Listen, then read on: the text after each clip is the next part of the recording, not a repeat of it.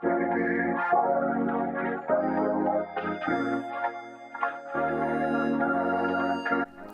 guys, welcome back to my channel. So in this video I'll be showing you how I dyed my hair using a non-permanent hairspray to achieve this color.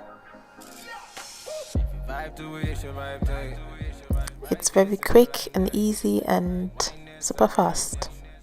So I use this hairspray from Color Culture in natural brown, and because my hair is really dark it seemed quite light. So I just spray it on my hair randomly, holding it away 15 centimeters away from my hair as suggested on the package. The spray has a very strong smell, so just be aware of that. But overall I think it's a good idea, or it's really good if you want to test colors with your hair but you don't really know what color to go for. Because it's non-permanent, so you can always wash it out, and apropos washing out, this color stains.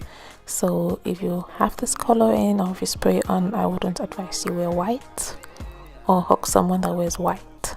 But other than that, it's actually nice. I really liked it, and I think I had it in for about 3 to 4 days before washing it out. Yeah, let me know if you try it. Thank you so much for watching this video, and see you in my next one. Bye.